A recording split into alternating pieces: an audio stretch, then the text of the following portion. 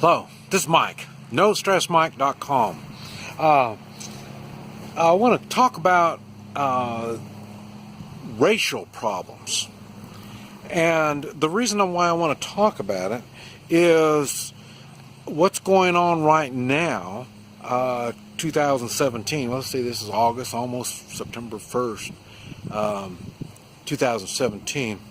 What's going on here? What you see on the protests and all the uprisings and the what do you call it? I hear them talk about revolution and all this kind of stuff.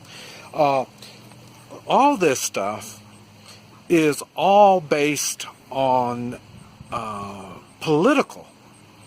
It's their political thinking, and I've mentioned this before, and that's we have communists. There's a lot of communists that infiltrated in the media and the government, state, local, federal, and they were on a roll when they had Obama at the helm, and what happened is the people decided they didn't want communism or progressives or whatever you want to call it, and that's how President Trump got in, and that's why they're raising such a stink about it. And now, and I thought I better talk about racism and let people know what it's really like. Like I say, I was born in 1949. There was, I'm telling you, there really was racial problems in the 60s. I didn't get so much of it in the 50s, but then again, got to remember, I was what, 10 years old, something like that. Where I really started seeing it was when I was 12 years old, when I went into middle school. And that's when I really found out what racism was. And you notice I don't ever talk about it. I mentioned it on my crappy Vietnam War stories. But now I want to get into it with detail. And the reason I didn't really want to talk about it is we've passed racism. We are beyond racism now, and that's why I'm saying I can see it is not racism. It is political points of view, and they disguise it as racism. And this is what I want to talk about. Okay, now, in real racism, in the 60s, they had the blacks and the whites were fighting, literally fighting. It was really, really violent. That's where segregation came in. The government ended up busing people around to mingle the blacks and the whites. Now, I'm looking at this through a little bit different view of a lot of people because I'm not black, I'm not white. So I got the blunt from both sides. This is why, like I say, 12 years old is when I started really getting the full dope of it. And like I say, there would be white gangs, and they would attack me. And I went to an all-white school. Matter of fact, it was the last all-white school in the United States. And it was the last segregated school system in the United States. It was Brown versus Topeka Board of Education. So you can check that out, and you'll see. And I know and that was in Kansas, Topeka, Kansas. A lot of people think it was in the South. But no, it was not in the South.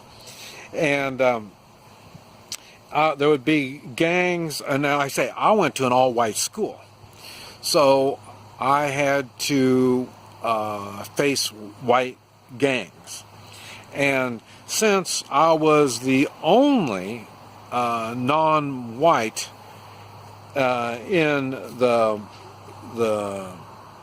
segregated Topeka school system, my whole I think my kindergarten was in a mixture, and the rest of it was all in the white school system of Topeka.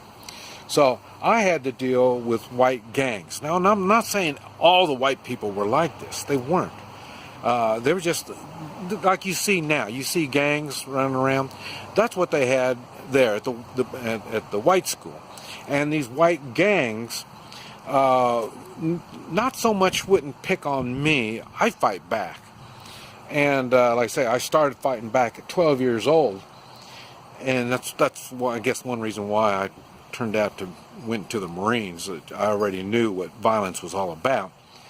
And that's another reason why me against many, it's not a problem. I've been dealing with many all the time, and even now it's me against many.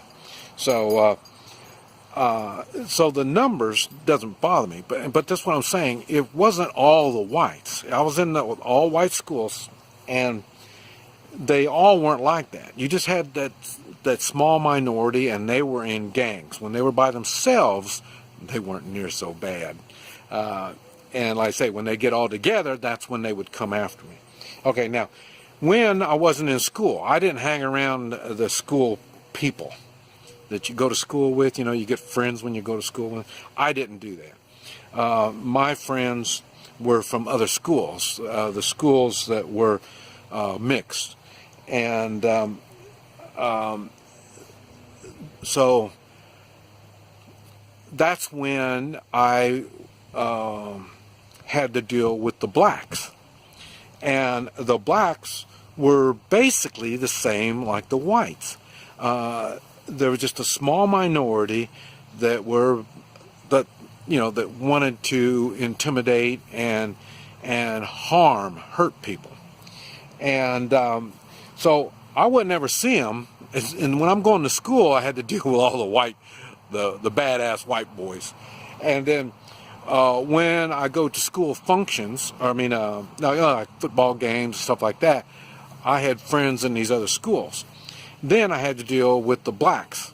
And see, the blacks, the blacks and the whites, when they would go up against, the gangs would go up against each other.